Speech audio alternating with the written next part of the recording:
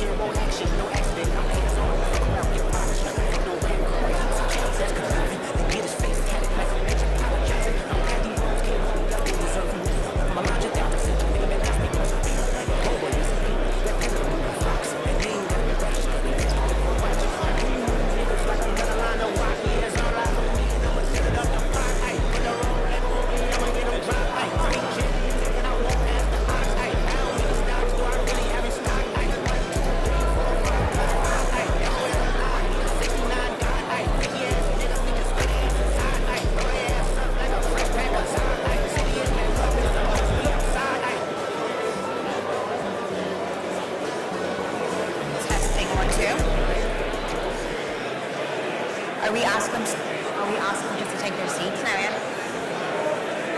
Guys! Hello! What's up? Guys, can I just ask you to start making your way towards your seats? We're about to get this show on the road. I know you're excited, so get your coffees, make sure you go to the bathroom, sit down, so in a couple of minutes we're gonna get things started.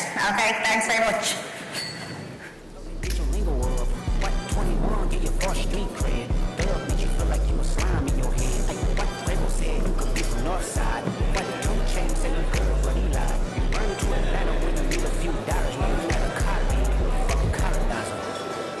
Family matter and the truth for the matter. It was God's plan to show y'all the light.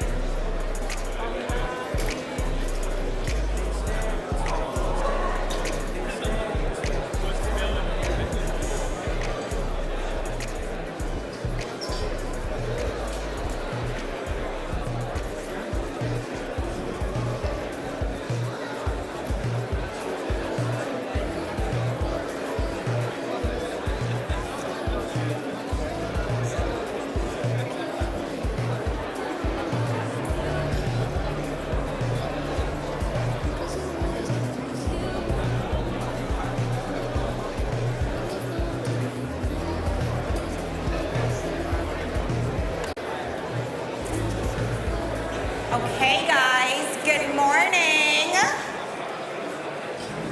I know y'all hear me in the back. Don't ignore me. I said good morning.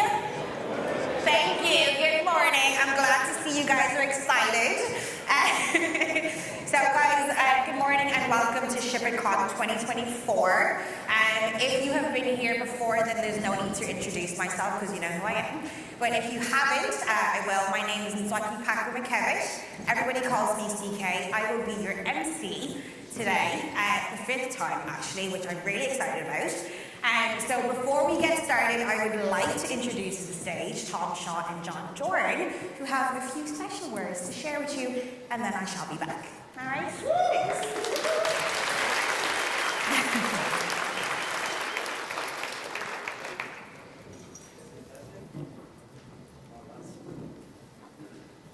Mike, hello. Okay. Good morning, everyone. So we've got a one-day single-track event. We've got tea, coffee, biscuits, sugar. We've got the beautiful Mansion House round room ready. You know what they say: if it's not broken, we'll try to fix it. So welcome to ShipItCon 2024. Myself and Tom figured out something a bit weird this year, that we both got married on the same day 10 years ago. Not to each other, right? But it got me thinking a lot about the vibes, the type of day we're trying to create here. And obviously we're going to have amazing tech talks, but it's so much about having a community of people that you meet up with, you reconnect with, you make new friends, and you have a great time. And that is so much about the vibes of ShipItCon, and you make that happen. We sold out today, and we're so grateful, every single one of you, for showing up and making this so special. So thank you all. Ooh.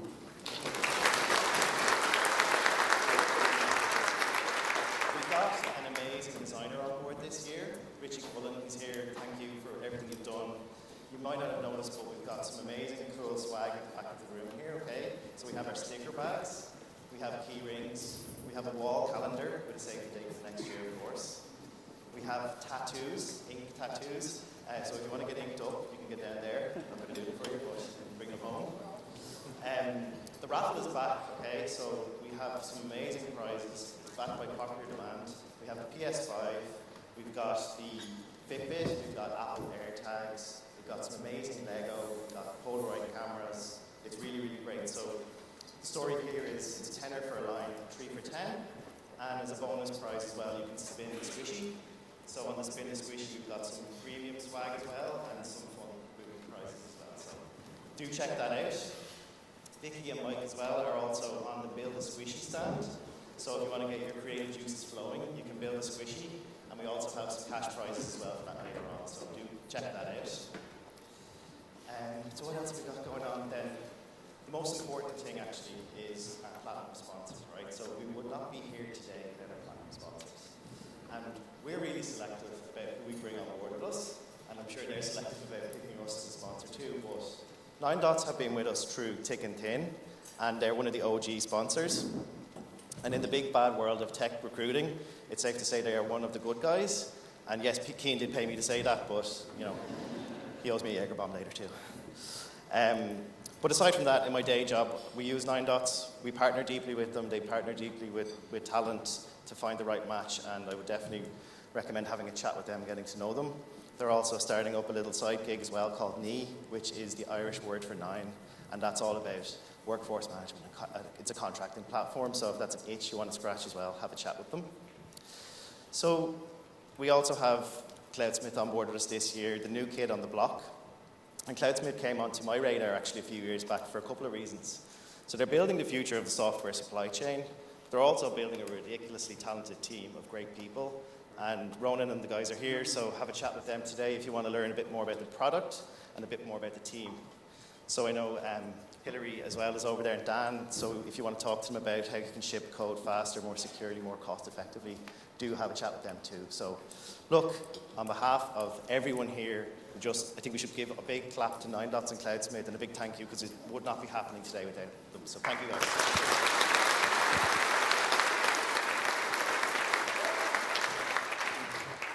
Thanks very much, John. Well, here we are again. Welcome back. Our recognize a lot of folks here from last year, and there's a lot of new faces as well. This year, we're looking into the theme of flow. We're going to be talking about flow at like a personal level, like as an engineer, as a developer. How do you get into the state of flow? We're also looking at flow from a team level, like how can teams adopt flow to become more productive, more efficient, and also flow across an organization. How can you adopt flow across hundreds or thousands of engineers? We have talks that cover all of these today. We also have practical takeaways on how you can embed this in your organizations. Flow isn't something that just happens magically. It takes work, but once you get there, it can improve productivity by up to like 10x if you want to be a 10x team or a 10x engineer. So we really hope that by the end of today, you have something that you can take away, something practical that you can use. ShipAcon's all about giving back. We're not here for profits. Like every year we pick a charity or two to give money to at the end of the day. So this year we're going to be donating to Pieta House. We're currently living through a pandemic of mental health issues within Ireland and across the world. Pieta House are on the front line. They're supporting folks who have been bereaved by suicide, folks who are maybe going through a stressful time, and these folks, they need as much financial help as possible. So we're going to be donating to Pieta House today. And another community that has been on our radar for years is one called Coding Grace. Coding Grace aims to try and rebalance the lack of diversity within tech that we all know exists. Coding Grace organise workshops, they provide support to folks from underrepresented backgrounds, and they're just trying to level the field a bit more. So the work they do is fantastic. So we want to make a donation to Coding Grace today as well. And finally, you'll notice that there's postcards on your tables. Postcards are making a bit of a comeback. I don't know if you've noticed. But postcards, whenever you were younger, if you received a postcard, it gave you a good feeling, good vibes. It's probably from somebody on holiday.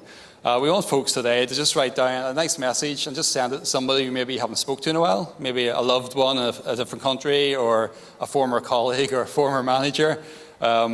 These postcards aren't encrypted, so whatever you're writing, try to keep it clean. We're going to post these for you. We'll add the stamp, and we'll try and get these as far across the world as possible, okay? So yeah, just send some positive messages. Once you've written your postcards, there's a little post box down the back there beside Vicky Lee. Stick it in there and we'll get these sent off tomorrow, okay? So we want to kind of spread a bit of love. And that's it. I think we're ready to go. So I'm just going to hand back to CK.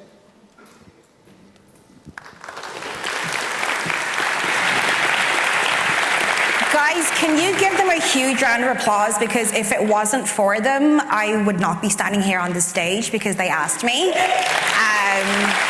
Year and year again, they keep asking me to come back. I don't know why, but I'm here again. The one thing I will say though, just to add on, Tom, to what you were saying, is the first year I came here, I didn't recognize anybody aside from obviously John and Tom and Serena.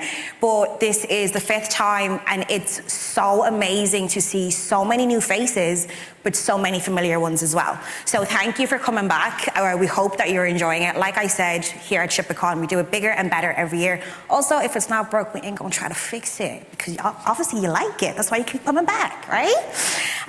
But yes, guys, so enough of that. We do have a treat for you today. You already know how we do it here. We have speakers that are essentially trailblazers, thought-provoking conversations. So I will say thank you for joining us today. Can you just give yourselves a big round of applause, because y'all got up this morning, y'all came here. You're going to be getting golden nuggets, you know. Make sure you drink that coffee, because I need you on 10, okay? So now, our first speaker this year is none other than Matthew Skelton. Matthew is recognized as one of the foremost leaders in modern organizational dynamics for fast flow, drawing on team topologies, adapt together, and related practices.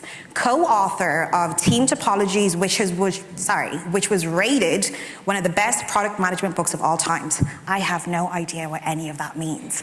But in my research into Matthew, I did see one thing all of his colleagues, his peers, his community essentially say, that this is the man who knows what he's talking about. So I'm going to call him a tech GOAT. If you're not familiar with this, it means greatest of all time. I'm not trying to insult him.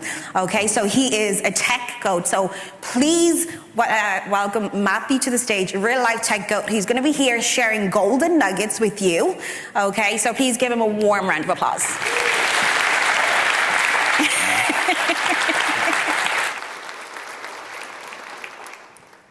Good morning, everyone. It's great to be here. What an amazing venue. Who's been here before?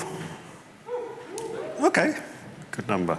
I've not. I had no idea it was going to be like this. I have no idea about the history either, so what an amazing place to be in. First of all, thank you to the organisers for inviting me. I tried to come here a few years ago. It didn't work out. It's amazing to be here. I'm really looking forward to learning myself from other people, from the other speakers and from conversations. I'm very much a practitioner. Let's just check the slides. There we go.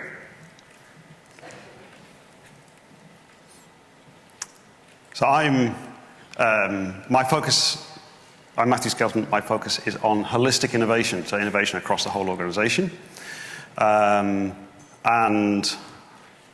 I'm the co-author of a book called Team Topologies, which we'll look at in a minute. And I'm also working on an approach called Adapts Together, and we'll have a look at those a little bit later on because it relates to what I've learned, at the very least, in the last 10 years working in this space.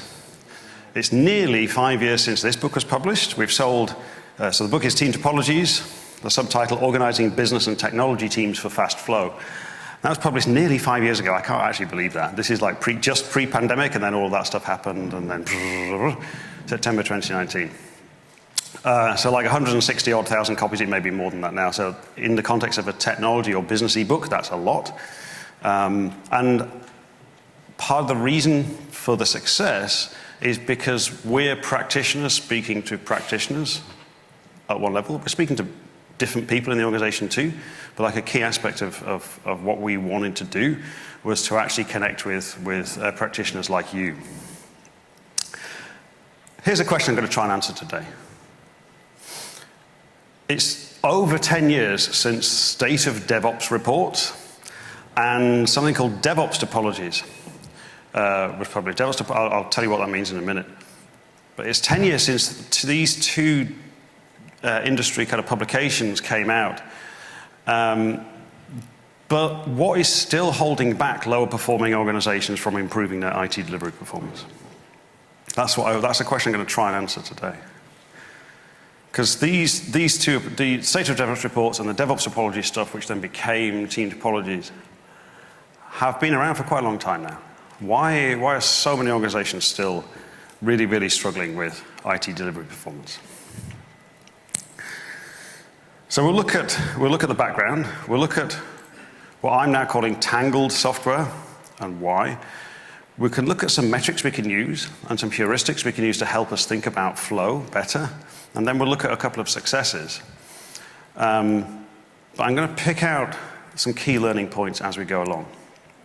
If you're like me, maybe you had one too many glasses of wine last night or pints of Guinness or whatever, if you're feeling a little bit slow, then this is the summary of the talk. So you can have a look at this and then you can go to sleep for a bit. And I'll wake you up at the end and then it'll look like you've been attentive, right?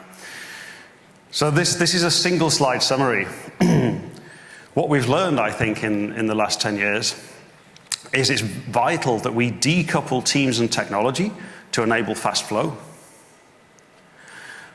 But we can't just do that. We also need to actively diffuse learning across the organization. I'll explain more as we go through. If you see a yellow slide like this, that's something to remember. Put it in your brain. It's a key point. So back in 2013, I was working for a retail organization in London, and there's these kind of, there was, just like in many organizations back then, in fact, many organizations still today have this problem, these kind of epic battles between the people building the software and the people running the software, and different departments kind of fighting over who's doing what and why.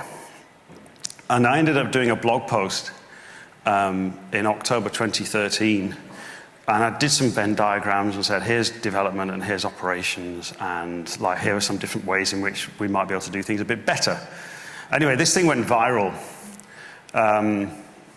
And we ended up putting it into like a kind of proper website, which is still there. If you go to devopstopologies.com, you'll still see it. It's like interesting ways of thinking about different ways of arranging technology teams, primarily. Actually, you can buy posters if you want as well. Put them on the wall. Shame your colleagues or encourage your colleagues to think about things in a different way. And then these patterns were picked up and used by some kind of big organizations or influential organizations like Netflix and Condé Nast, the big publisher, and Accenture, the consulting people, and so on and so on. Loads and loads of organizations kind of picked up on these patterns to help them think through how to bring together different teams inside an IT context. And there's different trade-offs. That was a key aspect of this approach, was there's no one size fits all, there's no one way to do it, there's different trade-offs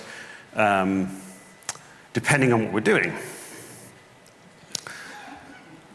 And the amazing Gene Kim and his IT Revolution Press, so Gene Kim, formerly like founder and CTO of Tripwire, and then was the author of the Phoenix Project, and then several other books since then. And is effectively, him and his team, they're like a kind of powerhouse. They're the engine room for kind of enterprise IT awareness and kind of moving on the thinking and so on. Who's read one of the books that Gene Kim's been involved with, like Phoenix Project or DevOps Handbook? Maybe like half the room. If you've not, go and have a look. It's weird. There's some. They very carefully choose the books that they publish and the speakers that they invite to their conferences, and it's all like it's carefully curated and they all fit together really nicely. Anyway, I met Gene, I think 10 years ago now, and he said, and we pitched the ideas to him, and he said, yeah, let's do it. So then we wrote the Team Topologies book. This is like 2018, published in 2019. Since then, all kind of organizations have been using the ideas and publicly talking about the ideas. So technology companies and banks, government, retail, telecoms, healthcare, and so on and so on. So like across multiple different industries, which is amazing to see.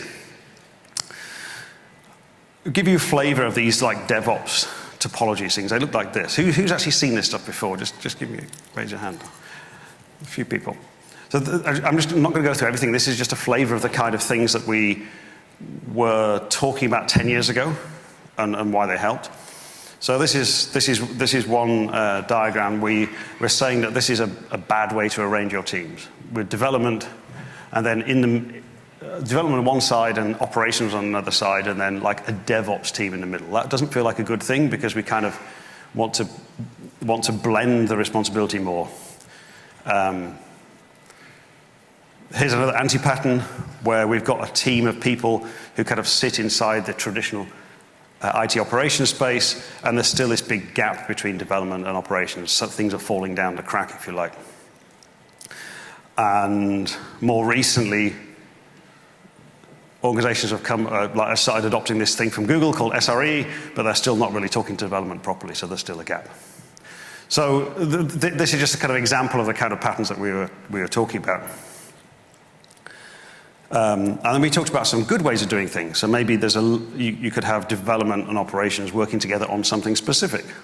It could be they're collaborating about how the logging should work or how the metrics system should work, something like that. But one thing we realized over the last 10 years is that the pattern there on the left is quite sort of static in some respects. And it sort of doesn't allow for a more dynamic way of thinking about the relationships. And it certainly doesn't really emphasize flow. And so what we've done more recently is a different diagram style. It's the same colors or similar colors, but the diagram style is slightly different. And crucially, there's an arrow at the bottom and it says flow or value. And I guess one of the things that I've realized in the last 10 years is so many organizations do not think about flow value. And the organizations that do think about flow value are the ones that are really succeeding. So I think that's one of the main takeaway points. It's worthwhile looking at your and thinking through your teams and architectures in terms of the flow of value. So when you're drawing a diagram, when I draw a diagram of teams and architecture now, the first thing I draw is the arrow. It says flow of value. It goes from left to right. So it goes from idea through to user or version control through to production environment, whatever it is. So we're getting value out into the hands of users or customers. Start with that representation, and then we say, well, what kind of value flow is that? Well, what is the value? Well, okay, who's the user? It helps us to think through things in a way which is actually really beneficial for the customers, for the teams, for the whole organization itself. So the diagram style that we're now using looks more like this. We've got, we're able to articulate the fact that at this particular point in time, we've got the team in blue is collaborating with the team that's shown in yellow. But at some point, that collaboration might disappear. So we're now thinking about kind of behaviors at certain points in time, which is then massively useful as a kind of language and as a pattern for talking through different possibilities in the organization. There was another pattern that looked like this. This pattern was from 10 years ago. And then now we represent it slightly differently, where we can identify that a platform grouping can offer services out to teams to consume. So there's a bit of a richer way of thinking about it, but we're still thinking about it in terms of the flow of value. And likewise, we might have, like in the original patterns, we talked about a DevOps team with an expiry date might be a good pattern. We had to put some arrows in place to indicate some sense of movement. These days, we've got a different way of representing it with what we call an enabling team who are facilitating some learning between two different teams in the organization. That's what we call a stream-aligned team in a platform. The point here is that team topologies, so the book that I wrote that was published 5 years ago, has helped to move thinking on, I think. And we've got diagramming styles and ways of talking about language and patterns and things for talking about arranging the organization in terms of flows of value.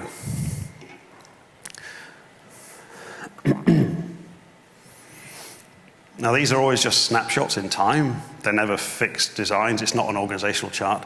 So we're expecting to see several diagrams like that, where we're exploring what happens when things change, which again is like a really key approach to kind of thinking about teams and flow in 2024 and beyond. So the first key point, here's one of those yellow slides, right? So bing, wake up, and put this in your brain. So the very first thing is we need to address the dynamic interactions between teams and groups, not just the static structure. And in the work that we've done in the last 5 years since the Team Topologies book is published, I've lost count of the number of times that organizations have come in to ask us for help, saying, hey, can you design the structure for our organization to help us? And I'm like, that's not going to fix your problem. You need to be thinking about the dynamic interactions between different parts of the organization if you're actually going to have success with fast flow.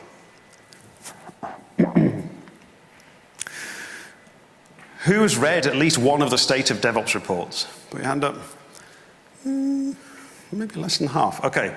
So this is going to be useful. These are reports that started way back in 2013. An annual survey of like 1,000 or 5,000 IT professionals worldwide. And the way in which the questions were asked, there's like a rigorous statistical approach behind it, which then allows the researchers to infer certain things. There was, what else do I want to say? Yeah. On the back of the 2018 report, a book called Accelerate was published, and we'll come back to that later. So these reports, they look at things that organizations are doing, and then because of the way that they're using the statistical approach, they can make statements like, the use of cloud is predictive of software delivery performance and availability. So we're not, it's not a guarantee that if you use cloud, you're going to get better performance, but it predicts it. It says there's a higher chance, or it's more than a correlation. Things like this, high performance favor strategies that create community structures at both low and high levels in the organization. So they're looking at all kind of different things, not just looking at technology, they're looking at the way the organization approaches, in this case, software delivery. And then some quite challenging things for some people, like change approval boards negatively impact speed and stability. Who's fighting with change approval boards still? Anyone? One or two. So it's interesting the kind of phrases that come out. Some of these phrases are actually quite counterintuitive to people who have been in IT for 20 years. And so they come up with like a whole load of practices and things which then lead, which help to predict higher performance. Really valuable. If you've not read them, have a look. If you have read them, dig them out again and see if there's additional things you can use to help your organization move ahead. Back in 2021, the ideas from Team Topologies were featured in that report. And so actually, Team Topologies practices are predictive of higher organizational performance, according to the reports here. That's according to that worldwide survey of I think it was about 4,000 people that year. Team Topologies ideas are also now a key part of the Amazon Web Services AWS well-architected guidance, which is interesting to see. So that's kind of driving some additional adoption, as well as the Azure Cloud Adoption Framework uses parts of that as well. But I think the interesting parallel between these two approaches, between the whole DevOps topologies to Team Topologies thing and the State of DevOps report, this is practitioner-led co-evolution. This is like what we're here today for. We're learning from each other. And both of these are based on that kind of approach. This is not like some top-down industry analysis. It's not like a for-profit like framework that's trying to extract revenue and things from it. This is practitioners trying to solve these problems.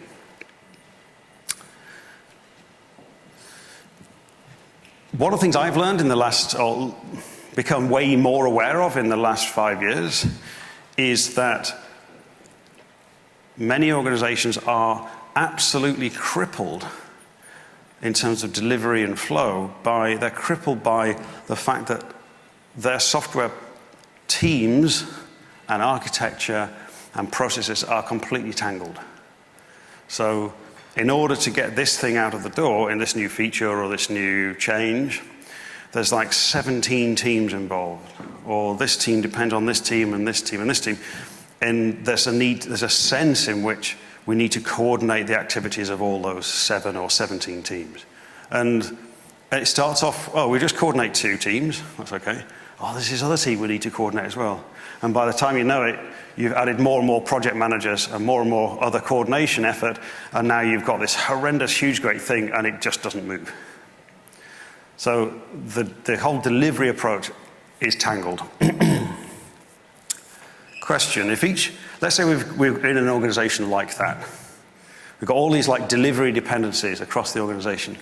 If each engineer in the organization is blocked for 1 hour per working day waiting on another team to do something so they can move forward, if each engineer in the organization is blocked for 1 hour per working day, how much does this cost? Let's say their fully loaded salary and everything else is 160 a year, 160,000 a year, and there's 260 paid days a year, and there's 400 engineers. Some of you might be able to do the maths in your head. But anyway, it's 8 million a year. And that's just, we're paying 8 million a year for having is there 400 people here? Roughly 400. So if if each engineer is waiting on another team for something, for 1 hour a day, which actually is quite modest because most engineers in most organizations that size are waiting way more than 1 hour.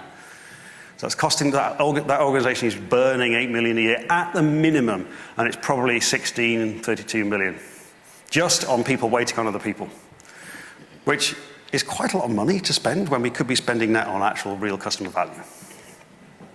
Never mind on the frustration of having all these people waiting on everyone else all the time. So there's lots of value to unlock by rethinking how we do delivery, rethinking our architecture, rethinking the relationship between teams to improve flow. So if we can untangle this, it's kind of like decoupling. We're trying to decouple things that do not need to be together. Some things do need to be together. Railway carriages, for example. We quite like them to be together because we don't want them to be decoupled. But we're looking for things that can be decoupled. And if we get it right, using techniques like Team Topologies and the language and and so on, we can get shorter time to value. That's what we're aiming for. Our customers, our users get that value way sooner. We realize the benefits of that sooner, and so on and so on. So we end up with multiple independent flows of change with separate cadences. We're not trying to lock everything together. So in my head, it looks like this. Different size flows, and they're arriving into production at roughly this, at different times.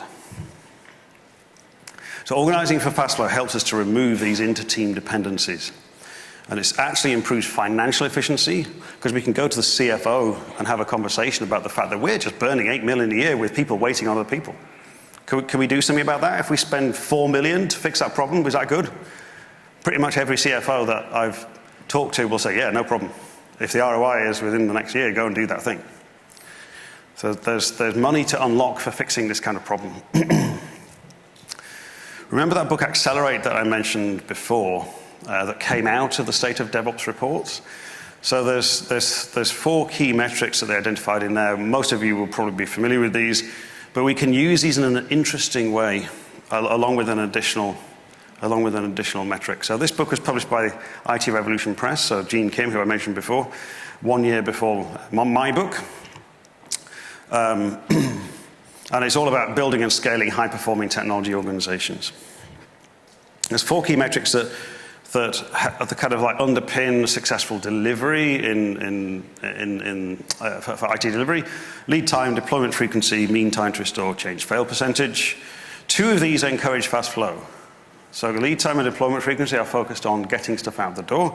2 are focused on, if you like, operability, how well things work in the live environment. It's a nice balance. But we can add something called flow efficiency, or we can look at flow efficiency as well. Flow efficiency being the percentage of lead time, the time it takes for something to get out the door, the percentage of that lead time that's actually real work rather than just waiting. And in many organizations, the flow efficiency is very, very low. So in many organizations, lots of people are waiting a lot of the time. Or the work is waiting a lot of the time. There's very little value add being done during that time. So a lot of this stuff is from kind of like lean manufacturing and things. The problem is that measuring that waiting time is actually quite hard. So what we can actually just do is count the number of times that people are blocked, or that teams are blocked, and just use that as a proxy instead. It becomes a bit simpler. Anyway, the point is we can use these metrics in an interesting way, because we can track these, not just try to optimize them for themselves, but we can think, hey, if we change some team or service or responsibility boundaries, would that improve flow? Is flow going to improve if we shift the responsibility of this team, or shift where the API is for this aspect over here? So if we adjusted the service and team boundary here, would it improve these 4 key metrics? Let's try it, run a small experiment. And if we adjusted the service and team boundaries here, would it reduce this blocker count? There's an interesting way of thinking about these metrics. We're not just trying to optimize for the metrics. It's like, how can we use these metrics as indicators to help us find better boundaries for flow? And there's interesting tools out there like Teamform and TeamOS that are now starting to put this stuff into like a SaaS or cloud consumable version to help organizations like detect when this stuff is happening automatically, and then bring this to the surface and help teams kind of become more empowered about deciding when to have a conversation, to say, hey, things are slowing down. We've got some indications from over here. There's some AI has been off in the background looking at various things. And maybe we should have a conversation about this. 6 months ago, these boundaries worked well. Now the technology's changed a bit, or the business requirements have changed. We now need to reshift the boundaries of responsibility so we get better flow. I don't know what these tools are called. It's a new breed of tool, effectively, but it's like an organizational operating system, something like that, using insights from Messenger and Slack and Jira tickets and all sorts of things to help us spot these problems around flow. It's super interesting to see it emerge. There's some practitioner techniques too to help us find boundaries for flow. One of them is called independent service heuristics. This one, like the other 2 I'll show you in a minute, are all open source. They're Creative Commons. There's loads of details online about how to use them, but they're collaborative discussion and exploration techniques that work across the organization. Another one called user needs mapping, where we do a little bit of like Wardley map style stuff. Start with user needs and work backwards to work out where team boundaries could be reshaped. And then team interaction modeling, which uses the diagrams that I showed you earlier, but like really explores it further to think about how we can evolve our organization for better flow. So these are quite nicely developed techniques now, and it's worth having a look. The slides will be online later, so you'll be able to get the links and follow it up later. But these are practitioner techniques. They work really well. They work. They help to span outside of technology into business areas too. We've run these with like the head of physical warehouse for a clothing retailer in Southeast Asia. We've done it for a retailer in North America where the head of strategy was involved and able to use these kind of modeling techniques to help think through where to put capabilities and so on. So evolving at speed requires a set of core principles and practices. This is the thing. We can't just continue just with the same approaches as before. We need to layer in some additional awareness, additional terminology and language, and so on and so on. A couple of interesting success stories with FastFlow. JP Morgan, big financial services powerhouse, gave a talk at FastFlow conference in London last year. And they talked about how JP Morgan applied team topologies to improve flow in a market-leading enterprise platform. You can watch the video, it's online, not now. Well, a bit rude to watch it now, but the key thing is this. They looked at all their dependencies. There's the hated red string on the left-hand side there. They mapped out all their dependencies, and then they used team topologies principles to redesign their teams and their architecture, and they reduced their dependencies by 60% by using these kind of approaches. Now, we don't know how much money they saved, but we talked about 8 million before for 400 engineers. It's going to be in the millions, probably. We don't know, but it's probably in the millions that they're saving by doing that, by using those techniques. Some work I did at the UK government back in 2018, I was working alongside a team that was trying to reduce cloud costs. And there's a public case study online on the UK government website. And they did this thing here. It looks like those kind of energy efficiency things that you get for refrigerators and TVs and things, but this was for cloud costs. It was kind of cool. And they got all the different teams in the organization or service lines in the organization had to think about cloud costs. Now, what was really interesting to see was that making service owners accountable for the actual spend for their service actually helped to clarify the service boundaries, because service owners would really then start to look at the different aspects of what their service used and negotiate it and said, actually, no, I don't think I should be responsible for that, or yes, actually, that is my part of the service. It was like a knife to help cut through different parts of the architecture. It was really interesting to see it happen.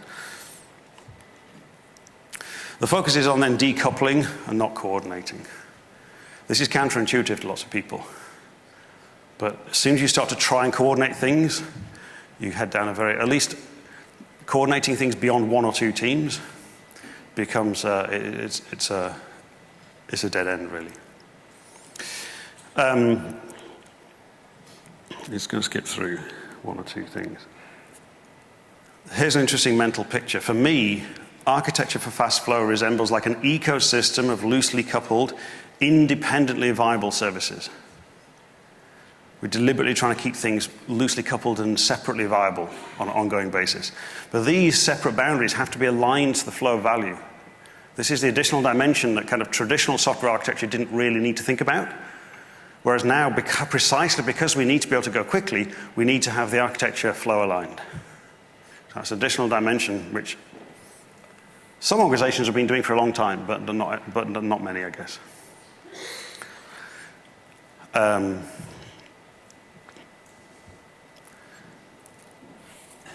The trouble is, it's actually quite complicated.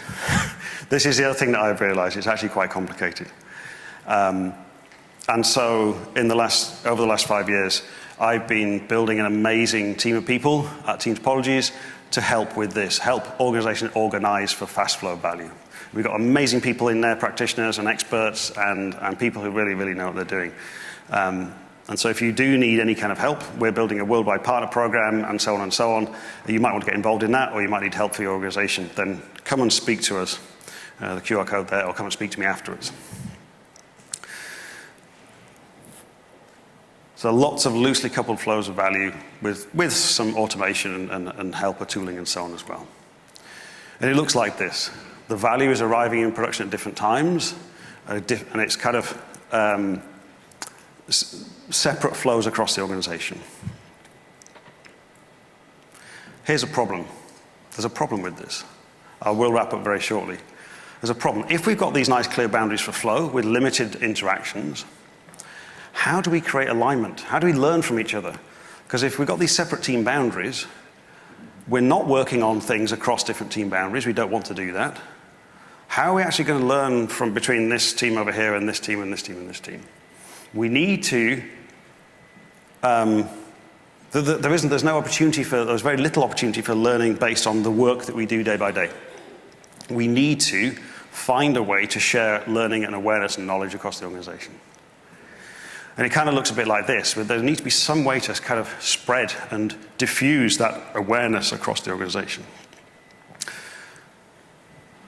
And loads of organizations, most organizations probably don't do this. Maybe your organizations do, but many organizations are not thinking about actively diffusing this awareness and knowledge and learning and alignment across the organization. I think of it like this, like one of those incense sticks or scented room stick things. We can like actively spread that awareness across the organization. Remember this quotation from the State of DevOps report? High performers favor strategies that create community structures at both the low and high levels in the organization. What does that look like? Well, it's like internal conferences, it's blogs, it's lunch and learn sessions, communities of practice, guilds, and so on and so on. But these need to be actively managed, not just side of desk. These things need to be an active, like conscious part of what the organization is doing if it wants to have fast flow, if it wants to go quickly. Like I actually was a co-author on a book several years ago about exactly this. The CEO of the company at the time where I ran some internal conferences said, this initiative around internal conferences has been the single most effective thing to align business and technology that I've seen in this organization. So thinking about alignment and learning and sharing, active diffusion of knowledge is a CEO level thing, like something that a CEO is interested in. Because without that alignment, the organization is just pulling in multiple different directions. And that's complicated.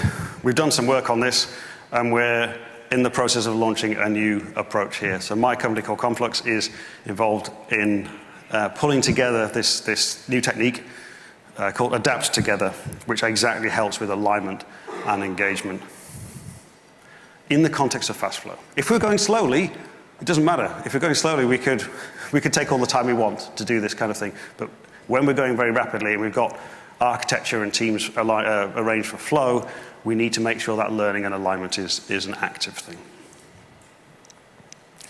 So fast flow organizations need active knowledge diffusion across flow boundaries to create trust and alignment and learning. And this is a thing which I would say some organizations get kind of instinctively, but many organizations are missing this part. Okay. So, what's holding back these low-performing organizations? Organizing for flow feels really alien. Where they haven't had this mindset shift towards arranging things for flow. They're still thinking in terms of like 1990s, 2000 architectures. The C-suite people are often ignored. They're looking for a silver bullet. Let's just reorganize and everything will be fine. Well, it's not enough. A reorganization isn't going to do it. We need to be thinking about continuously shifting the responsibility boundaries as the needs for flow change. They're thinking structure will fix it. It won't. In itself. It might help a bit, but in itself, structure is not going to fix it. So these are the success factors we looked at. We need to think about the interactions between teams. We need to be looking for techniques to remove inter-team dependencies. Those things are costing millions and millions per year. We need to increase the principles and practices that teams have access to and are using on a day-by-day basis. The instinct should be decouple, not coordinate. at least for when we get beyond 2 or 3 teams. Multiple loosely coupled flows of value is how we're thinking about architecture of teams and systems, and we need to be actively diffusing knowledge across the organization. So a combination of decoupling of teams and technology with diffusing of ideas, active diffusing of ideas. This is what I've learned in the last 10 years in this space, working day in, day out with lots of organizations, trying to do this stuff. I would love conversations with, well, I can't speak to you all, but as many of you want to, I'm looking forward to conversations afterwards. It'll be great. I'm looking forward to the other talks too. Hopefully that's been useful. And I'll leave you with that one. So thank you.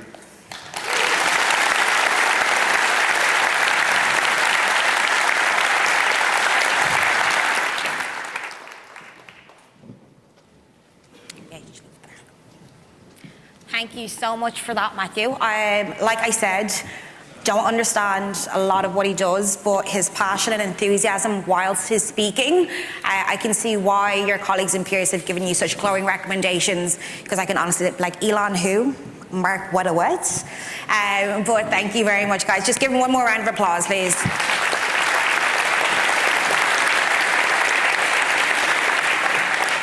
Our next speaker is an independent consultant specializing in microservices, cloud, and continuous delivery. He spent a lot of time at multiple startups, 12 years at ThoughtWorks, cultivating this experience along with his passion, leading him to be known for being an experienced speaker, an accomplished author of Building Microservices and Monoliths to Microservices, a book that brings you up to speed with microservices technologies which continue to move quickly. Like I said, I don't know what that means. However, what I do know is we do have another tech goat in our midst. So please, without further ado, welcome Sam Newman. Is everyone okay in the back? Sorry, just wanted to make sure. Grant, sorry guys. Sorry, Sam. Welcome back, Sam Newman. Big round of applause.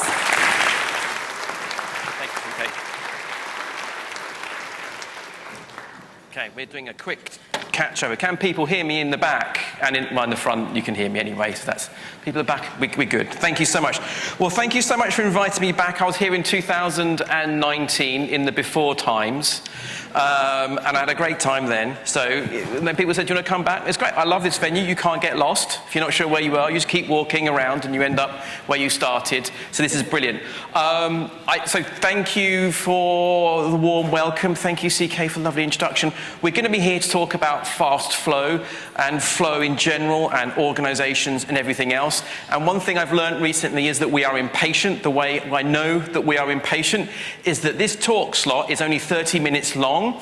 Our attention spans are diminishing. When I first started doing conference talks, I would regularly do 90-minute symposium-style lectures. Then they go down to 60 minutes. We're now down to 30-minute sessions. If this trend continues, my talk next year will be me coming up on stage, taking the applause, and then leaving immediately. So we'll try and keep this short and sweet because we are talking about flow. And as we heard at the introduction, we can think of flow in terms of flow for the individual, but this is more flow for the organization, picking up threads that came from Matthew's talk earlier. I'm going to be talking to you about flow, about organization, and about architecture, with a little bit of history along the way. But let's start off with flow, and I'm going to make some statements, and then I'll try and back up those statements. Statement number one, handoffs suck, especially if you're on the wrong side of them.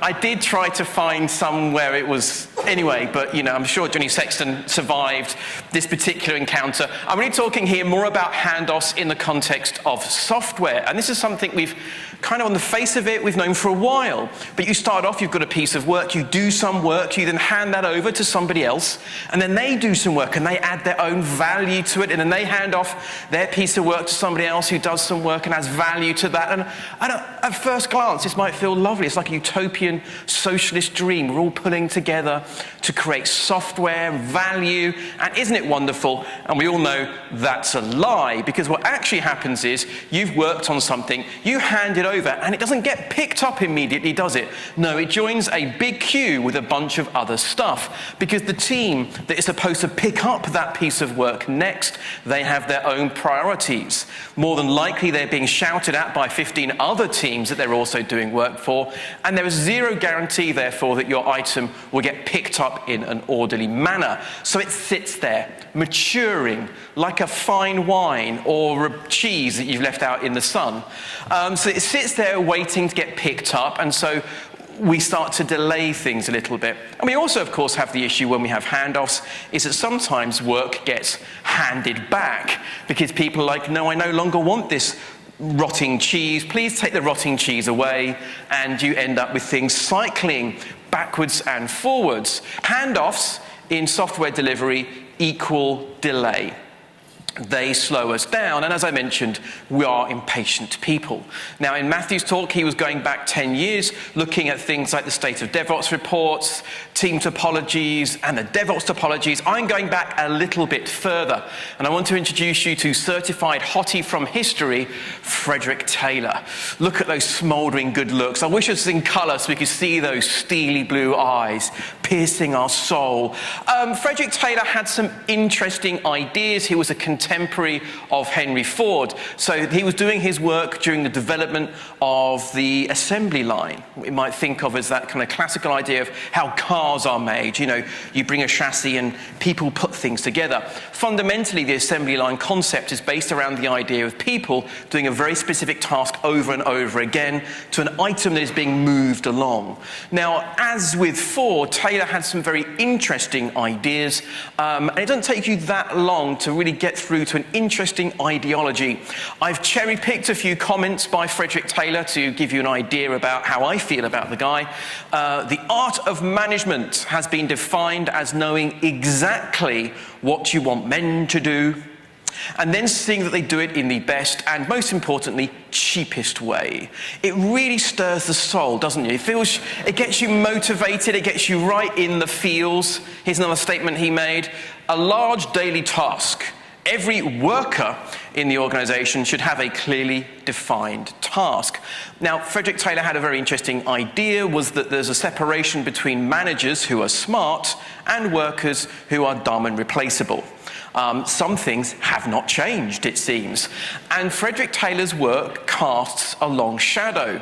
His ideas became known as Taylorism and then scientific management.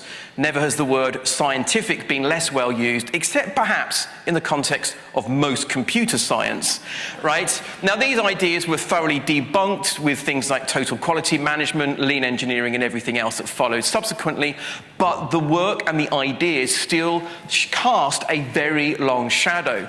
Matthew asked the question earlier, why can't we move forward with fast flow? And I do think some of these ideas still pervade our organizations. We see this idea of doing a piece of work and handing it off, which is what led to things like waterfall, where we would do some requirements gathering, we would then do some system design, and then we'd do some implementation, and then we'd do some testing, and then maybe we would get to actually release software. And then we'd suddenly realize, oh, we forgot about making the software usable or making the software actually secure.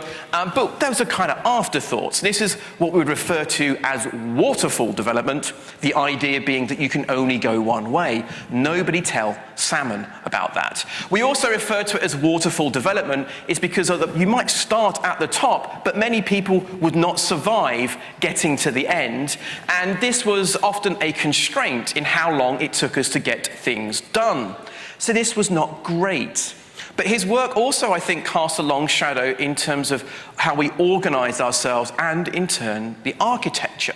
We can think of the classical three-tiered architecture that still pervades enterprise organizations all over the world, especially enterprise organizations who can afford the inefficiencies, and maybe N-tier architectures. we have these situations now where people are basically put into teams with other people that do the same job as they do. This is the modern equivalent of you're a person whose job it is to put a wheel on, and that is your job, and you're on a team with other people that put wheels on the car. We have the front-end developers who are in charge of the front end, and we all know what front-end developers look like. I'm looking and I can spot some of you. You've all got funky haircuts, you know where the best coffee shops are, and weirdly you think that JavaScript is a good programming language. It's like, no. And then of course there are my people. Oh yes, a brave, good-looking set of people who work on proper things on the back end. We own thick books about software architecture. Some of us have actually read at least a couple of pages of these books. You will notice there, look, my book is in the middle because I'm not an idiot and I've got a mortgage to pay. Please buy my book. I can't emphasize that enough. So we will talk about serious issues. We know about things like message brokers, and we think that Java and C# are cutting-edge programming languages, and we look down our noses at everybody. And then we've got the DBAs, the noble database administrators who are in charge of data. We're not entirely, we heard one, did we hear? Is there a DBA in the, we have a DBA in the room, find them, right? Because, round of applause for the DBA, please. Come on, there we go, there we are. So here's the thing, we normally don't see them in daylight, right? So he might burst into flames when they leave the room. We're never quite sure where they are. They're often in the basement, but we assume they're still alive because the data is probably okay, right? I'm kind of poking fun at the tribalism that exists within our organizations. And it's very cliquey. We look down our noses at other people all simultaneously. It's a very odd thing to do. And the reason it happens is partly because of how we are organized. This is Frederick Taylor coming back once again. We are used to grouping people based on our core competency. We've got people that do the same job are in a team with other people that do the same job. Coming back to Taylor, what do we got? A large daily task. Here is scientific management. I'm going to put all you people that look the same and smell the same. I don't understand what you do. We put you in a team with other people that look like you, and we can therefore optimize your work. It's important to understand that what optimizing work means in the context of Taylorism is optimizing for utilization. They would ensure that the team itself was fully busy. You want to be 100% utilized. However, that completely dismisses the whole concept of handoffs. And what happens if you're not fully utilized? What would be the answer in Taylorism? You would just fire those people because people are fungible units, right? Which, you know, we all know is a little bit far from the truth. So we end up with the kind of these organizational structures, and this ends up driving the architecture. We've already had one mention of kind of Conway's Law from Matthew's talk. Conway's Law is a thing. This is an observation made by Melvin Conway back in 1968, that organizations end up creating software that has the same design, the same shape as how that organization communicates and how that organization structures itself.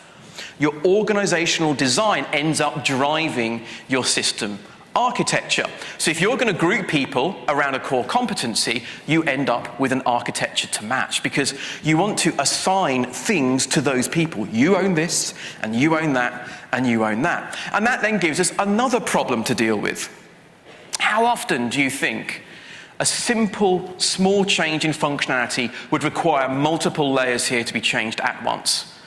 I think that 75% of all software development is taking data out of a database and putting it on a screen.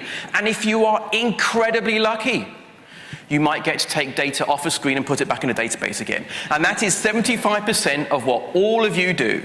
And the other 25% of that is pretending you know what Gen AI is and being in meetings, right? And so when we've got architectures like this, which seem to operate contrary to our normal changes that we might want to make, we start to see those inefficiencies play out again. We see those handoffs. And this gets worse, of course, in these situations because it's not just coordination of work and coordination of effort, It is also release management. These architectures require a full-time release manager because that poor release manager now needs to go around checking in with all the project managers. Say, you ready to go? You good? Okay, there you go. Okay, there we go. The Cloudsmith, you guys, the Cloudsmith guys are ready to go, right? You're all, okay, we're going to deploy on Tuesday, right? 3, 2, 1, and deploy. They didn't deploy. You're going to have to roll. They can't roll back. They can't roll back, right? So we get these situations where it's not just organizational conversations and constant meetings, but you then have a high cost of release as well. When it comes to rolling these changes out, your deployment activities become high-wire acts that are scary and risk-prone.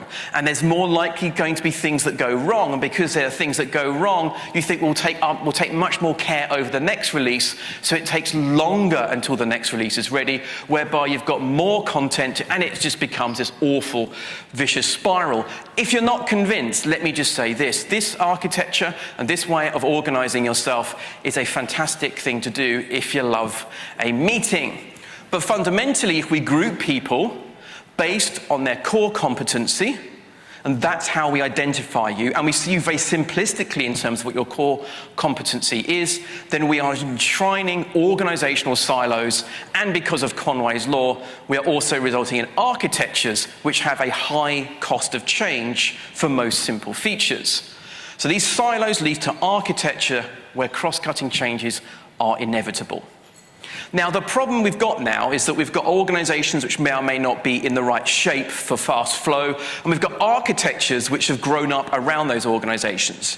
This also leads us to an unfortunate observation, which is that if you want to change the organization or the architecture in isolation, you may not get the improvements you're looking for. Again, more history. Let's take a look at the Agile Manifesto. Now, the Agile Manifesto is very, very important. The problem is most people that use the word Agile have not read the Agile Manifesto.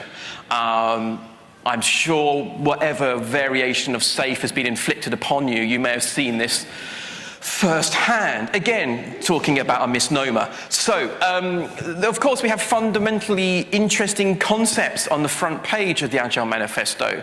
We see the value statements, which may not have been dreamt up as being explicitly anti-Taylorist concepts, but there's very much the idea here. Here's one of the most valuable ones. Individuals and interactions are more important than processes and tools.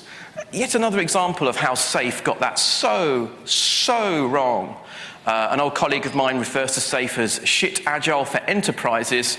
I feel like this is a safe space. I can share that with you. Now, what a lot of people don't know is there's actually a second page for the Agile Manifesto. There's actually the 12 values and principles. This is actually those 12 values and principles where the term continuous delivery actually comes from. So here's one of the ones that stuck out to me. Build projects around motivated individuals. Give them the environment and support they need, and trust them to get the job done. This is about as close to an anti-Taylorist sentiment as I could find. Rather than the manager telling the worker what to do, instead get a bunch of people together, give them the support, and help them work out the best way to solve the problem. I've been looking a lot into motivation recently, looking at Dan Pink's work about intrinsic motivation. This idea of autonomy, mastery, and purpose. And it's far from a perfect model, but there is something about that. What motivates us, partly, is being given space to work out how to solve the problems in front of us. This is something that we see as well coming out from, say, total quality management and what happened at Toyota. Self-organizing teams, giving them space and support. And it starts to pick up some threads we see from team topologies and the concept of the enabling team. I'm going to help you work out the best way to solve a problem. Here's another gem from the 12 principles of the Agile Manifesto. The best architectures, requirements, and designs emerge from self-organizing teams, not laminated organizational charts that you'll buy from your consultant friends. So the Agile Manifesto started becoming popular sort of mid-2000s. Before that, we had a whole bunch of different development methodologies that were trying to look differently about how we would deliver software. I got interested in something called DSDM before the Agile Manifesto was a thing. And this was trying to shift how we thought about the delivery of work. We were circling around the edges of ideas like lean manufacturing, although it took a lot of us a while to catch up to where, say, Tom and Mary Poppendick were in their work here. One of those initial attempts to improve the flow of work was the concept of feature-based teams. And again, we see echoes of ideas that we've now maybe put some more flesh on subsequently. The idea of a feature-based team was a poly-skilled team that would work together to deliver a set of features. Not full-stack developers, right, but potentially a full-stack team, for some value of the word full stack. But the fundamental idea here was by having a team working together to deliver a set of features, we were reducing handoffs. So we would take the architecture you might have, and now our prime unit of delivery goes from being a team which owns a horizontal slice of your architecture to being a team focused on end-to-end delivery of functionality, with a team working together to get software shipped. Now, the benefit now is that you can still have specialists working together, but that coordination is happening within the team with a set of aligned objectives and goals. So it's a much, much more efficient way of working together as a set of people. The challenge was that often we would apply feature-based teams on top of architecture, which really wasn't ready for this. And so we still had the issue of coordination and contention, because we were applying feature-based teams on top of architecture that had grown up around different organizational structures. And so you still have a situation that one team would want to do something that would block another team, because fundamentally you're all sharing the same assets, in this case code. And so we still had this unnecessary coordination. I think fundamentally what we were doing here was actively fighting against Conway's Law.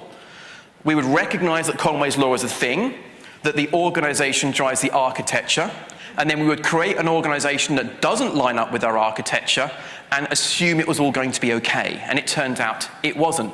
It was, though, a step in the right direction. Now, I got really interested I focused on continuous delivery probably about 10 years. And I kept coming up against these impediments, which was starting to understand, you go through the infrastructure automation phases and test automation, pipeline design, flow analysis, all of this kind of important work. And you start to see the issues around the handoffs. And when you start looking more deeply, and you realize that often the fundamental architecture itself was not broken down in such a way to enable for fast flow. Because really what we want to be able to do is to give these teams that sense of autonomy, that sense of ownership. We want to give them ownership of their assets. And this is basically why I got interested in the whole microservices shtick, right? It was a different way of breaking apart a system which was about enabling fast flow, although I didn't have the terms at the time. Coming back to the stuff that Matthew talked about earlier as well, these things are not static, they can move. Sometimes things do need to move between teams, and having an architecture which is maybe less monolithic gives you the opportunity to reassign ownership of these assets as well. This being the dream, right? When you're adopting these microservice architectures or whatever you might want to do, the idea here is that the team itself should be able to make decisions about when to make changes and how to roll those changes out. This is about reducing the amount of coordination required around the release and in turn improving your release frequency. We know from looking at the work done by the State of DevOps report and things like that, increasing your release cadences, so releasing software more frequently, tends to lead to happier people, happier users, and lower failure rates, certainly. So this is what we're aiming for. So we're we're starting to get closer, right? We're going from feature-based teams, they're good, but now we need to get the architecture aligned with those feature-based teams, reducing the handoffs. Another important idea comes in here as well, which is shifting from short-lived teams to long-lived teams.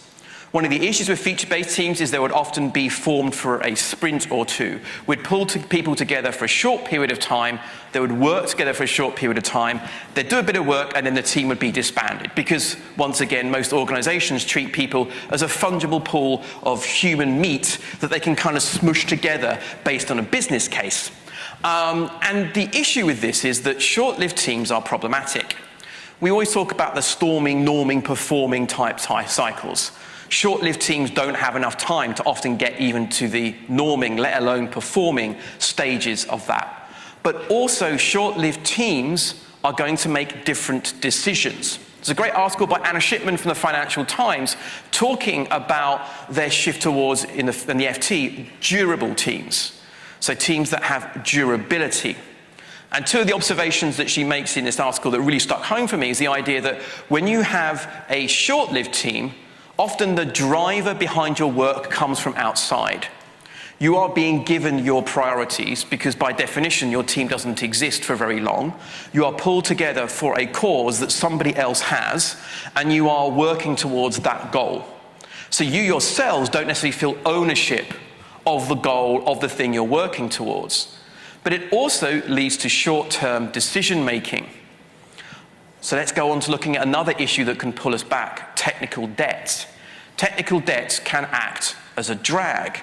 Now, I think technical debt is, to an extent, inescapable. But fundamentally, if your team is short-lived and is making decisions that are short-lived, you are incentivized to take on debt to achieve short-term returns. You are not incentivized to make decisions which pay down that debt.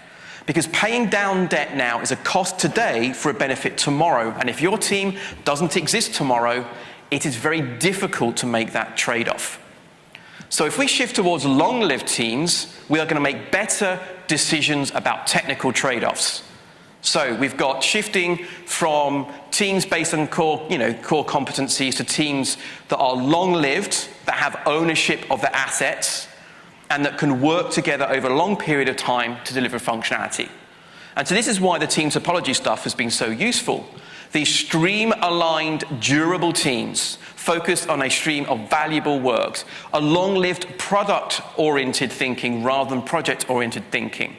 With your team being long-lived, you can work directly with product stakeholders, and then the driver behind what you're doing is coming from within rather than from without. And the key thing here is having ownership of your assets. I don't actually care if you do microservices or not, but if you're going to adopt these teams need to have ownership of their assets. They need to have control over the work that they are doing. Handoffs suck, right? So we need to find ways to reduce those handoffs. This is not new information. A lot of the resources that Matthew shared earlier are going to be helpful in you understanding where those trade-offs, where those handoffs could be optimized away. But reducing those handoffs in your own organization is likely going to require both changes to your organization and your architecture. It isn't to say starting with one of these wouldn't help, but you're going to get the most value out of it by working in parallel. And in fact, if you try changing one without the other, you will often find that you are stopped in your tracks. You try and change the org, but the architecture fights back. Or you will try and change the architecture, but the org will fight back. So you probably need to address these things in parallel. Shifting here are thinking towards long-lived, poly-skilled teams with ownership of their assets. This is kind of where we're trying to get to. I kind of think, Frederick Taylor's been dead for quite a long time. It would be great if we could kind of leave his ideas in the past, but they still percolate around in little ways, shapes, or forms. And I would really encourage all of you, actually, if you're not, the first thing you should do is buy my book. Second thing would be maybe to buy Matthew's book, I guess. He's sold a lot of copies, though. But the third thing you should absolutely do is just actually worth going back and reading the Agile Manifesto, thinking about what it means to you, not what some of those consultants tell you it means. What does that mean to you? Think about the value statements, go through the principles. There's gold in them there hills. I think that's it for me. Now, in the spirit of sharing information, I do actually have a new book I'm working on at the moment where I'm talking about how to build resilient distributed systems. One of my favorite things I've done this year is write 7,000 words on timeouts. It was my happy place. Because although I spend actually most of my time talking about people and architecture, every now and then you want to talk about idempotency, retries, and jitter. So if you want to know about those things as well, you can read an early access version of that over at o'reilly.com. Information's over my website. But I want to say a huge thank you to having me back again. I've really enjoyed myself so far already, and I'm looking forward to seeing a whole lot of great talks from all of you. So thank you for your time.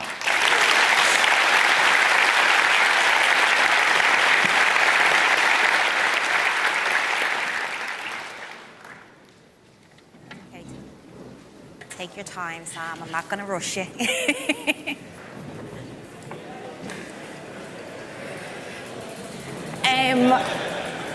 I know people are going to the bathroom. For anybody who is at the very back, there is seats up by the balcony.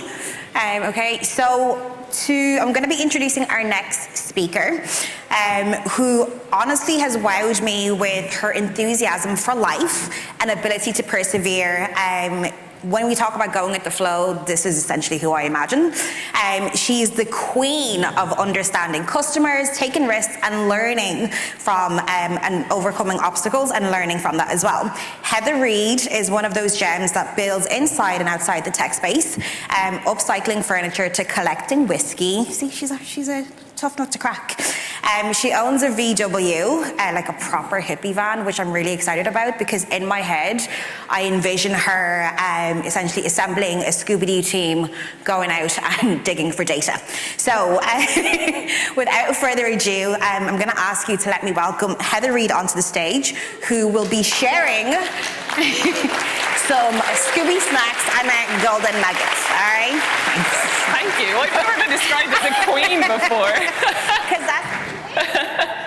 Thank you, CK. Before we kick off as well, I do want to say a quick thank you to, there's people in the crowd, they know who they are, and especially Rose from 9 Dots for being my community and my support to encourage me to get up on this stage. So, data-driven decisions to improve testing flows. A bit about me to set the scene. So I grew up on a farm. We kept a beef and a dairy herd, but we also grew and harvested crops like the food that you all eat every day. And success for my family was determined by the quality of the decisions that we made. So from an early age, I became very aware in the value of how we make decisions. And the better you get at decision making, the better everything becomes. Now, on the farm, we used weather forecasts, the experience of our elders, and our own gut feel to help us make decisions about the risks that we should take with our animals and our crops. Risks like delaying the harvest another week so that that grain can be used for bread instead of animal feed and increasing your profits. Risks like deciding when to sell that animal to the butchers so that you got 600 or 800 euros instead of 200 euros. Risks that decided if we could actually afford to feed ourselves that year. Now, the same can be said about testing and quality. So, if you make a good decision and it pays off, well, that can net your company an awful lot of money. But if you take a decision and it ends badly, well, that can end in a lot of ways. But then, of course, there's the decisions that we take that on the surface look bad, but they actually end up with a good result. Now, the thing about decision making is, if you take a decision and it ends badly, most of us are biased against taking a risk like that again.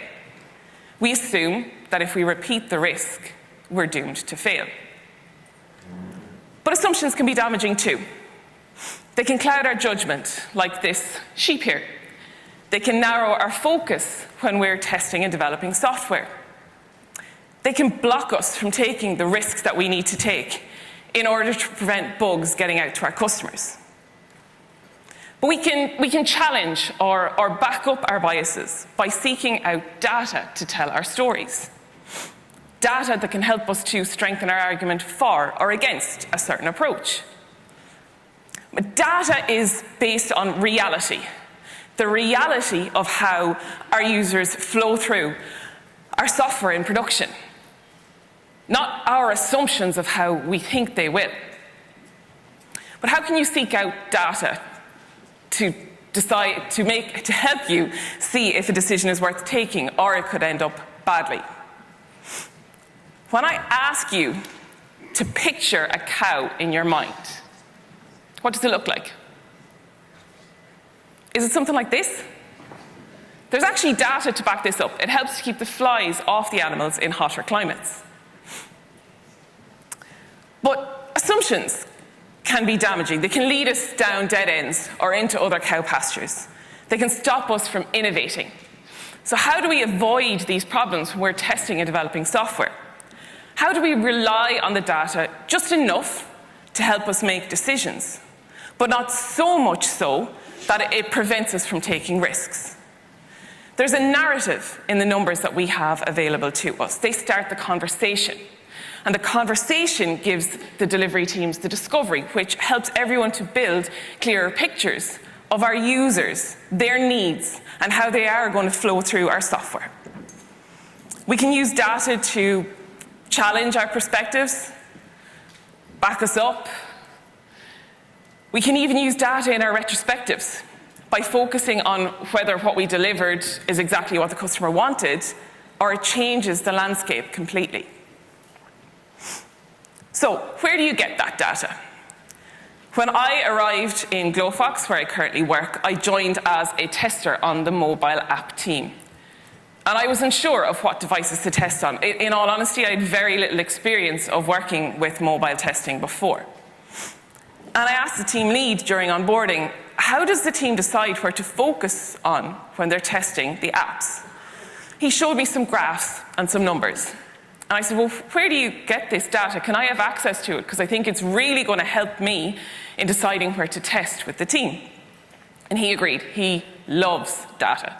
So he gave me access to a tool called Firebase, which gave me anonymized user data about the types of devices that our users were accessing the app on and the operating system that they were accessing it from. Now, if we look at the data over an initial 90-day period, it looks like things are heavily skewed towards iOS. And this is what the developers on the team were using to justify why they only tested on Apple devices. And the top 20 devices returned from Firebase were iOS. But applying a critical thinking mindset to the data I was presented with, I wanted to know more. Where was Android on this list? Could we completely ignore it when we were testing?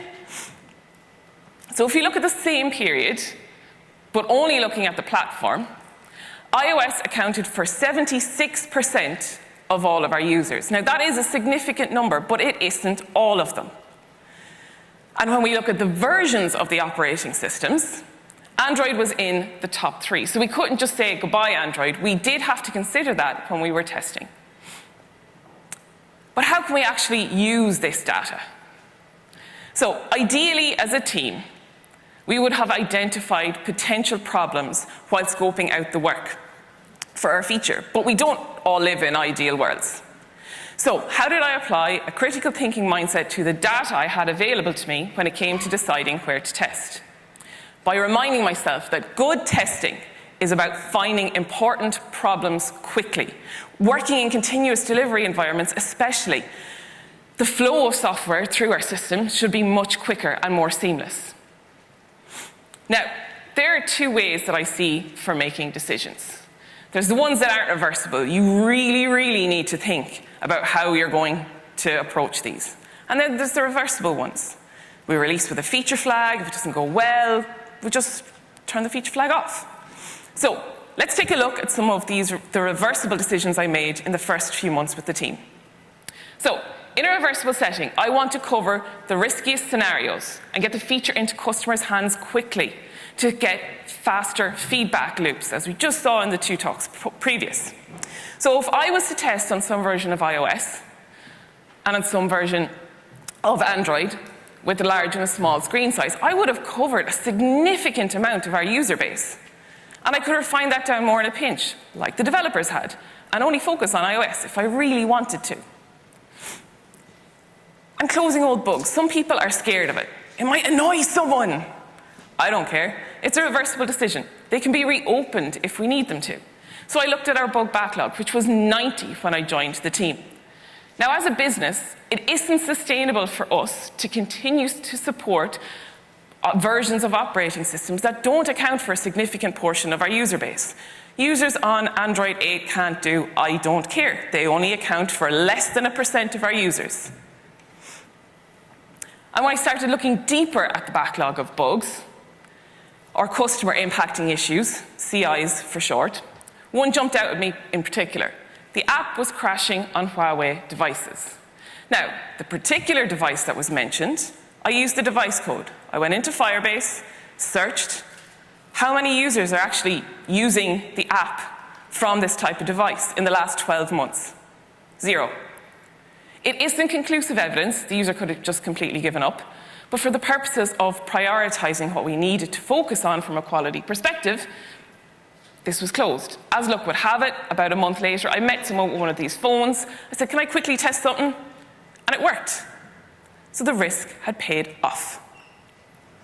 So the purpose of using data to help me make decisions in my first few months with the team was to eliminate noise so that we could focus on what we needed to focus on from a quality perspective and improve morale on the team. No one likes looking at a bug backlog of 90 that's going absolutely nowhere. But how are we going to use this to drive improvements? All of this is pretty simple in the grand scheme of things. There's not a massive impact to customers. Sure, it helped me to decide what devices to test on, but it's difficult to see the impact of this.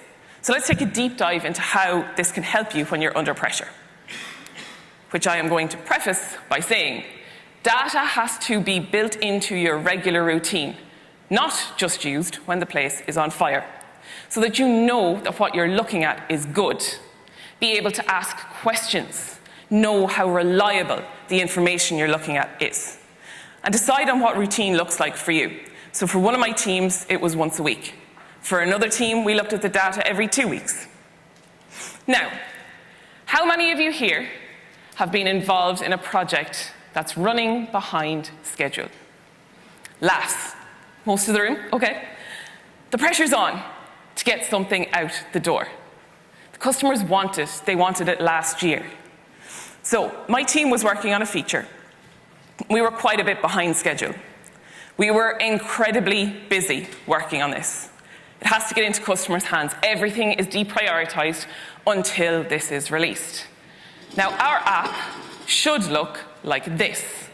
But in the middle of this overdue deadline, someone reports that it looks like this. They couldn't see what classes in their gym had already passed. There's tappable areas were all messed up. Even if they tried to tap, nothing would open. We don't know how many people are impacted, and we don't know how much this is affecting our clients' revenue. And in the middle of all this, I was just like, well, this is fine, but I need a plan because the customer wants an answer. Now, I am so proud of the team, the engineering team that we have in Glowfox. The developers really do get involved in testing their own work. Now, they'd been immersed in this feature for as long as I had. They were aware of the risks. We talked about the plans for the approach of testing. And they said, well, we'll continue with the testing of this feature if you can go and look at the data about this device, because it was Android and they didn't like Android. And I was more familiar with the data than them. So, and I talk about things being muddled up. So I went away and I dug into the device statistics for this device. I looked at how many people were using the app from the device type and how many times this person typically booked into classes before they bought their new phone to assess the revenue impact. Maybe they were booking thousands of classes a year and it was a significant impact to our customers. So I knew that our app user base was approximately 2.3 million. 6 users. 0.0003%. And the person who reported the issue had only booked 4 times in the past year.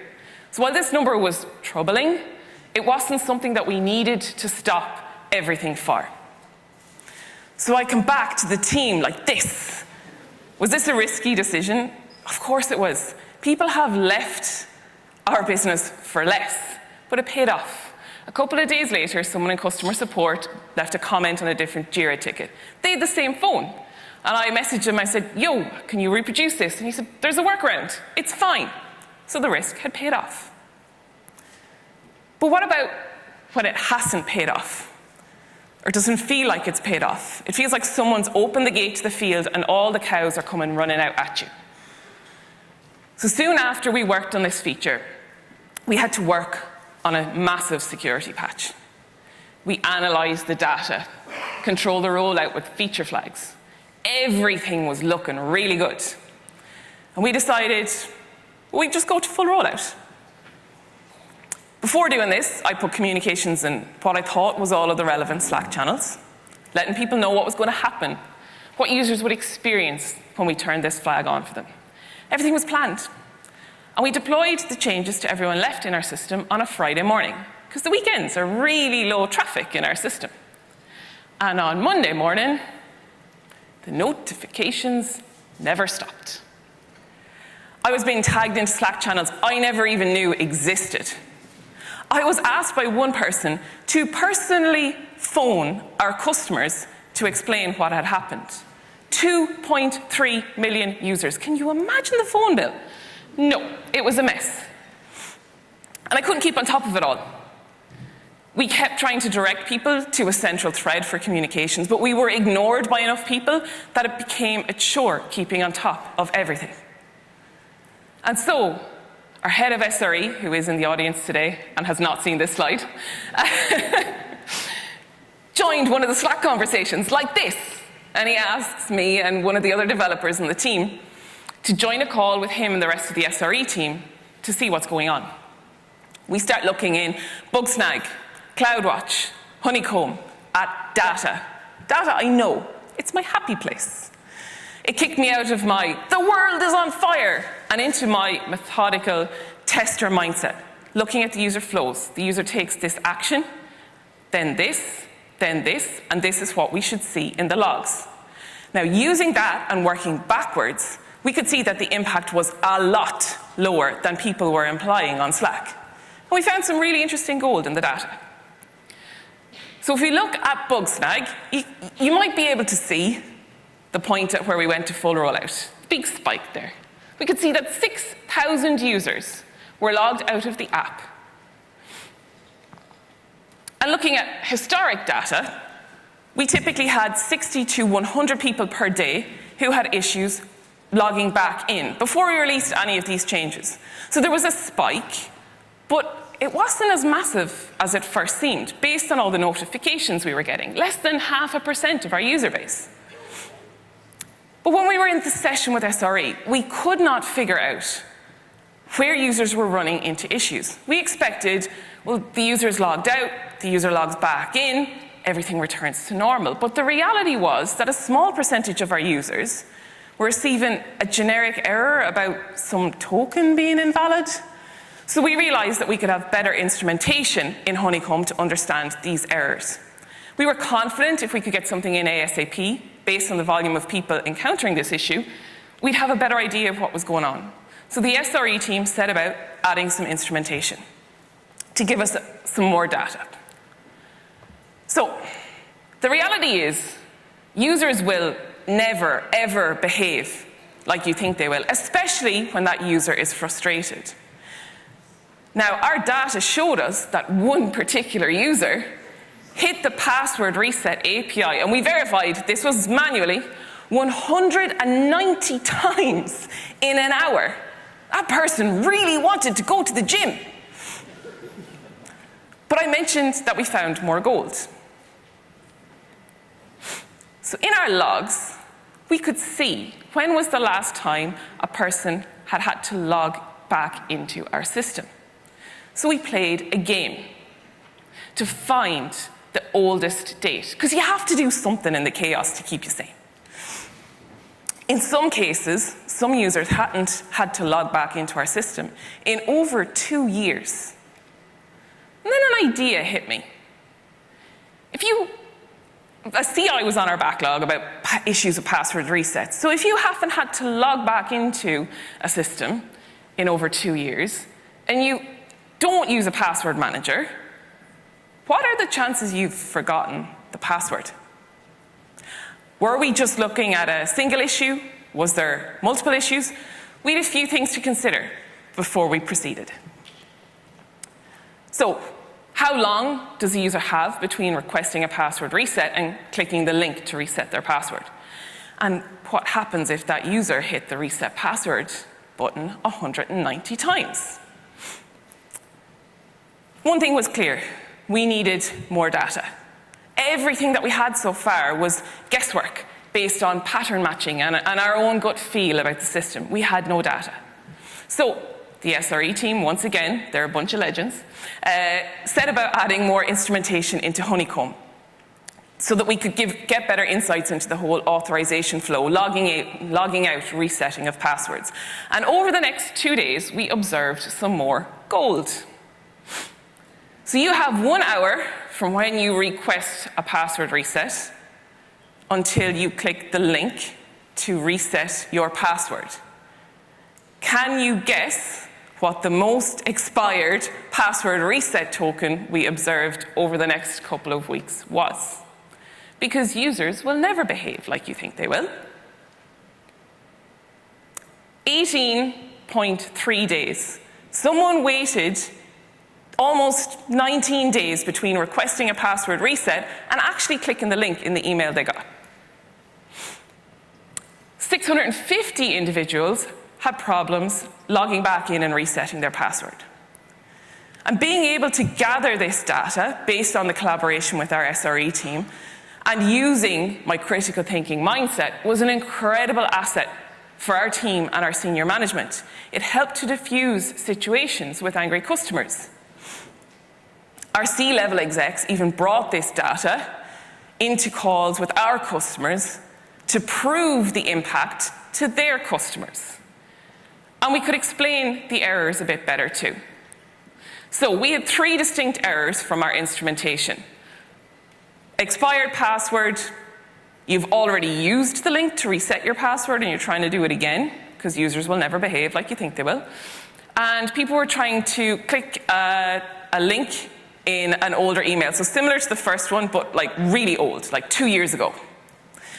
So it was clear that we had a problem, but the data indicated that it was a UX one, rather than necessarily a code-based one.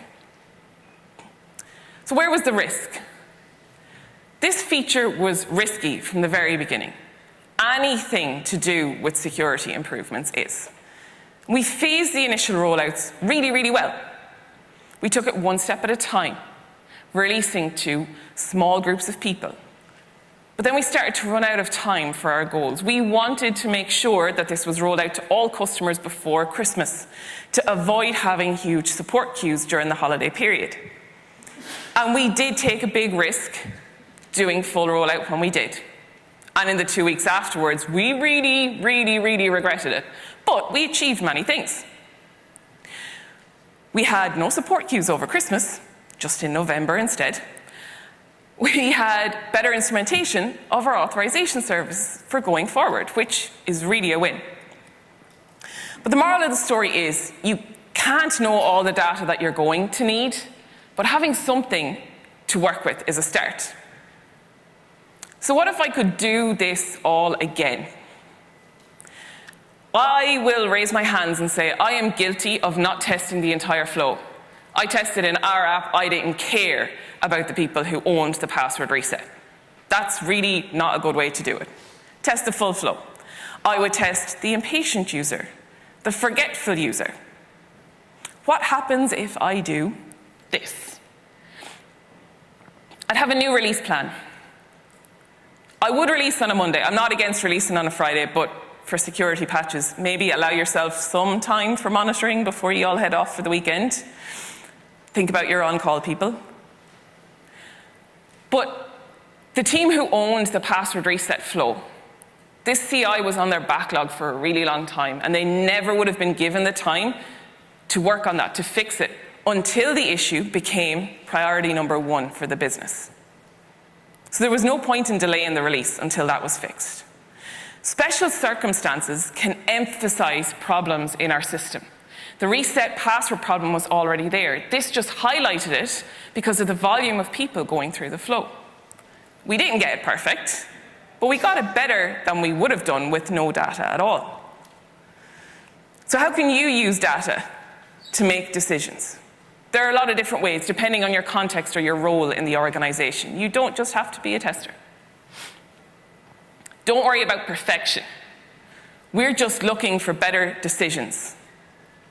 And this is something I have to remind myself of every single day, especially now that I'm a team lead and responsible for some of these decisions. The quest for perfection slows our delivery down. We should focus on good enough or better instead. Ask your team, how do we make decisions? How could we improve how we as a team make decisions? How could we introduce a data-informed approach for our decision making? Ask for access to the data as well. Get familiar with it. It isn't just for testers in your team. Anyone on your team, our PMs are accessing data in our system to understand our users better. Use a critical thinking mindset. Know what good looks like. Know what bad looks like. Use it to facilitate conversations, especially when there's bad results. Talk people through the data. Talk them through what led you to make the decision that you did so that they can understand how you got there. Really good critical thinkers are analytical. They use data to have conversations with people and use that conversation to drive better decision making and discovery about our customers and their needs. You do not need to be good at maths to be able to use data. Just ask questions.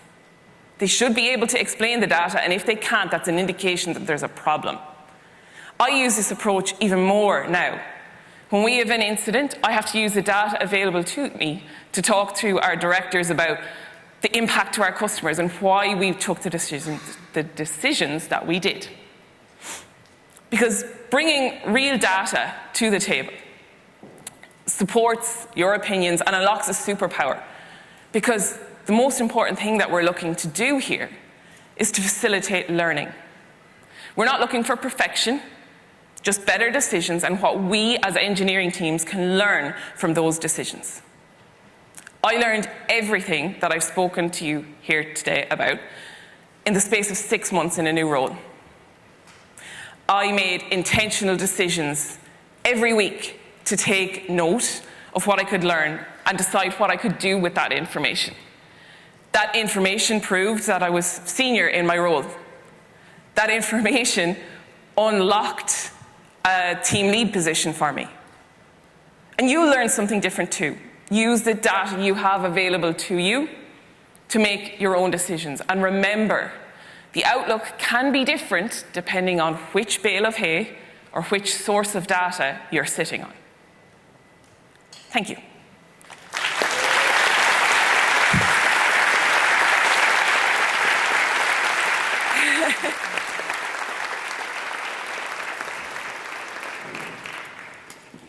See, I told you you're a queen. Guys, I hope you've enjoyed this morning's speakers, that you've had some amazing insights, thought-provoking conversations, and now we are on the portion where we're going to take a little bit of a break. So guys, make sure to get your raffle tickets, get your mask, go to the bathroom, get that blood flowing, because we have more amazing speakers, more thought-provoking conversations coming, and get your caffeine intake as well, because we need a bit more energy. All right, we'll be back in 15 minutes. Thank you. That's all I want. That's all I want. I'm looking for a man in finance.